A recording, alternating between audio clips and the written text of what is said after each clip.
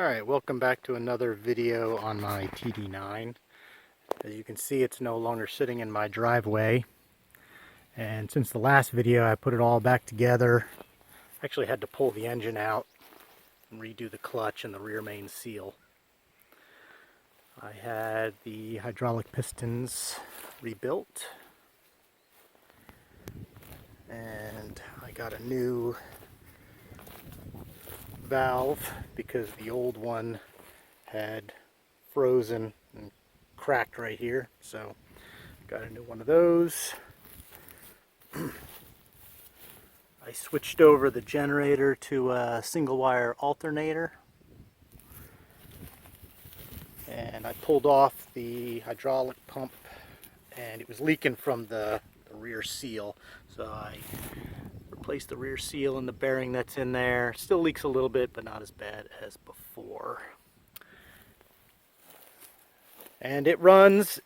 Problem is now it just doesn't seem to have much power, so I think that the injectors probably are dirty, need to be rebuilt, as well as the pump. I know the seals in the pump are not good because there is diesel in the oil. So as you can see, somebody has painted this yellow, and it's obviously been a long time since those injectors were off, so I'm going to try and pull those injectors. And I found 3 different methods online of what people say how to do this. The first is loosen up these bolts and run the engine, and fortunately my engine does run, so I can do that. The next is to make a plate here, put the bolts through, and then putting bolts on the bottom here to push the plate out. That would get the whole injector plus the cup. The other is if you can get the injector out, then you can put a plate across the screws on the cup and use a slide hammer.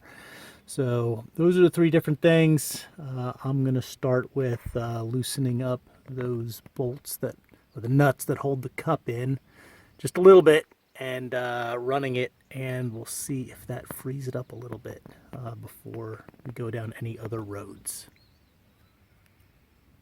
I don't know how tight these bolts are supposed to be, but they were not tight at all. I mean, it barely took any effort to, it's like they were almost finger tight. And just a little bit of effort to break loose any of the rust that was on there. So, alright, so I got, maybe a 1/16 of an inch there. And I'm going to go ahead and start it up and see if we can break these things loose. Alright, well that worked like a champ. I started it up, just left it on gas, and they started moving. Loosened up the bolts a little bit as it was running, and they started just popping in and out. Took the bolts off and just had to pry them out against the O-ring that's in there. That's it. Now I got to take the pump off. So here is the American Bosch pump out of my International Harvester TD9. It's a 1945 model. And the problem I was having is that it just didn't have any power. It would run, but just wouldn't push anything. So I'm going to rebuild this thing. And you can see I've pulled off the inspection plate for the tappets and valves, the pump, and the governor inspection cover. So fabricated up a little holder here so I can secure it in the vise, and I'm going to go ahead and pull it apart. Alright, I got the governor off. That was pretty easy. Just take out these screws, and then you rotate it in this direction to unhook the governor from this rod here. You can see I got the governor off, and before I pull out the cam, I'm going to try and test to see what the lift is on the lifters. I've got the spring and plunger out of the valve here, and I've got just a little indicator rod sticking down in there, and I'm going to rotate the shaft and see how much lift I've got on the cams and compare them, and see if I need a new one. Alright, so here's the pump, mostly disassembled, not completely disassembled because I didn't bother pulling out the rack here, because it seems like it's in pretty good shape. The bushings are not wobbly at all. Doesn't really move, so I'm not too worried about that, but it is filthy in there. So here are all the internals all laid out, and like I said, the I think I said earlier, the cam looks pretty good. There's a couple of pits on one of the lobes, and I will just polish that out. All of these are the plungers, individual plungers, and the bores, and they're all matched sets, so that's why I've got 4, 3, 2, 1 cylinders, and everything seems to be in pretty good shape. There's not excessive wear on the plungers or the bores. You can see some staining here from the diesel fuel. There's the friction clutch for the flywheel, or for the governor, I should say. Had to make a tool to pull that off, and that's it for that. So I just need to get new copper gaskets on these screws and things like that. Continue to clean it all up and put it back together. I think what the problem was is that it was incorrectly adjusted when I pulled out the or marked these barrel adjusters for the amount of fuel that goes in. They weren't all set at the same spot, so it looked like somebody had screwed around with it before, and you know, who knows. So the big thing will be, once I get it all back together, to get it on a test bench to actually tune the plungers to make sure that they're injecting the proper amount of fuel, and that's done by loosening up, get that to focus. You loosen up that screw, and then you can rotate this body here inside there, so that it raises the level of fuel. Actually twists on that little piece there, and you can see the helical groove there in the plunger. This thing will focus.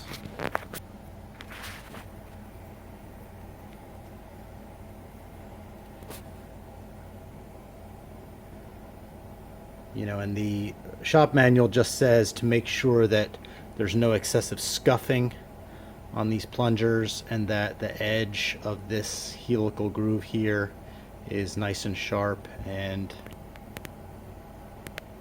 you can see that it is. And that plunger looks pretty good.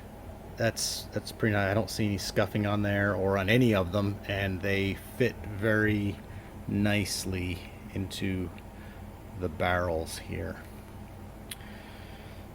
Like I said, really dirty. These little felt wipes on the bottom of the plugs here, these are felt. You can tell they are completely saturated with gunk, so I'm gonna have to replace those. I'll just get a sheet of felt from McMaster and cut out those. The manual says you can wash them and reuse them, but they're some of them are are pretty hard. This one you can see it just started flaking apart, so that's cheap. And the rest of these parts, like these copper crush washers, those are standard sizes. Get those from McMaster. And that's about it. Okay, so here's the pump all cleaned and degreased and painted, and it's ready to put back together. So here's the pump all back together. Got the fuel supply pump and the governor back on there. And I've adjusted the tappet clearance on all the valves. It's supposed to be 20 thousandths, and they were all off. They were between 30 and 35 thousandths, so I adjusted all those. And to get in there, to get into those little adjusting nuts in there, had to modify my 9/16 wrench. Shaved it down a little bit. I hated to do it, but so you need a wrench to get in there to loosen it, and then you need a wrench to hold the lock nut while you turn the other screws. So I just made this out of a piece of mild steel, so this is fine for holding the lock nut, and then I use the other one to adjust it. A couple other special tools you'll need is this is just aluminum, just something like this. To get the cam out, you got to lift the valves up and insert these in to hold the lifters up. And then you'll need something like this. This is a puller for the clutch for the flywheel back here. You can't get it off with a regular puller, so you need something like this, just some scrap I had sitting around. Weld that up together. To get the plugs off the bottom, you can try and get it off with a straight screwdriver, a big one, but I had no luck with that, so I made basically this out of a piece of 1-inch round I had, and it bent up a little bit, and I cut the back end for a 7/8 socket. So I needed that to get the plugs, these plugs on the bottom here, to get those off. And the only other thing you'll need is some sort of small puller like this to get off the drive gear there. And the next thing I'm going to do is take this out and test it on the test bench that I'm fabricating. So that'll be the next thing. And I'm leaving this cover off because if I need to adjust any of these plungers, then you've got to loosen those screws there and turn the barrels. So one last thing I did forget to mention, all the seals that you'll need to replace when you take this apart. You can use just this Felpro rubber seal. It's a fiber rubber seal. Comes in a roll, and you can order it on Amazon. The only other piece of the only other rubber in here is there's a lip seal that's back in here, and that was about $10 from McMaster. Alright, here is my test stand setup, and I know it looks like a table saw because it is. Friend recommended, I was talking with a friend about, hey, I need a motor and I probably should just pull the motor off my table saw. And he said, well, why don't you just mount the whole thing to your table saw? That way you've got a stand and everything like that. The problem was that the table saw motor runs at about 3,500 RPM. So I replaced the pulley with a smaller one, and then I replaced the blade with a pulley, and I had to do a double reduction.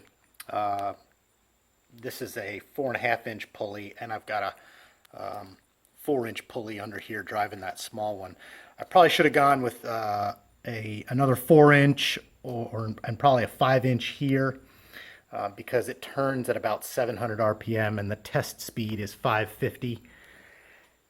And I can adjust the belt tension just by raising and lowering. You can see the blade, and I can vary the speed, so I can let the blade slip a little bit so it won't drive at full speed. And I bought a little digital RPM tester off of Amazon, and I put my little mark on the pulley there. I made all new lines. I turned all new fittings to fit both here and the injectors, and you know, made all new lines because I didn't want to use the lines, or I couldn't use the lines from the tractor because they just wouldn't fit properly. The Bosch pump doesn't come with a pressure gauge like the International Harvester pumps do, so I bought this pressure gauge off of Amazon. Again, it was only like $10. And my little measuring bottles there, conveniently from Walmart. They look like baby bottles because they are. And running at 550, I should get 48 milliliters per minute. So all in all, the setup with all the materials and everything like that, the pulleys was less than $100. So all right, I'm gonna turn this thing on and bleed the lines and see what we got.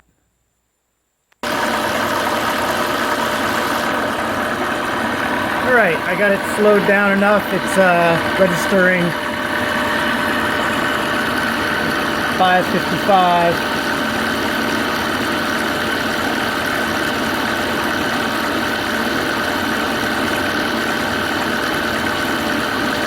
It's pretty close. If I go any looser on the belt, I don't think it's going to drive anymore. So, all right, now I got to bleed the lines and do my testing. All right, so I think I discovered my low power problem. After a minute, there's supposed to be 50 milliliters in these bottles. And I was actually running at 570 RPM, and there's about half of that. So that would make sense. So now I've got to loosen these screws and adjust the barrels to get more fuel. Now we're right up there at about 50 milliliters. It says 48. And they all need to be within 2%, so they're pretty close. And what I ended up having to do was, so if I run this with the fuel cutoff at about 650, and then throw the lever to fuel full on, it'll slow down about 100. So I get right about 550, 445 to 550. So that's working out great. And basically I just start my stopwatch and wait till it gets to the minute point, and then throw the lever and time it for a minute, and then throw the lever back, shut the pump off, or shut the saw off, and that's where we're at. So the manual says do this 3 times and take the average, and then we'll be done. So I am pretty happy with that. There is the second run. You can see they're all pretty close. I'll do it one more time, and then I'm going to call it a day. Okay, I already got my third run, and they are all nice and even, and I've tightened up the screws in there, and I tested it after that. So now I'll just give you a quick tutorial of how I do this. All right, so fuel is on. Turn my saw on. And since there's not a lot of tension on his belt, I gotta get it going. All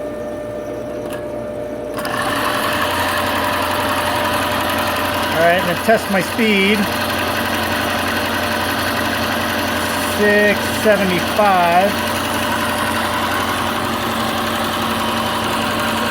Then lever on.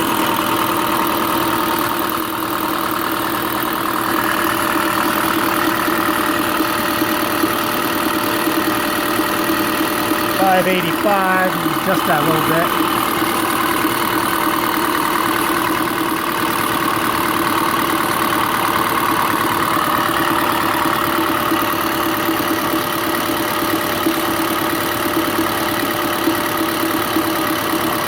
$5 for a little low.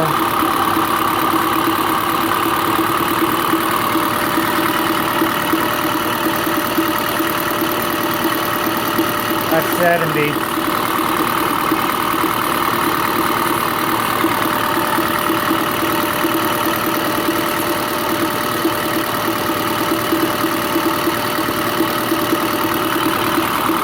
Within a few percent, and then that's it. Just let it run for a minute.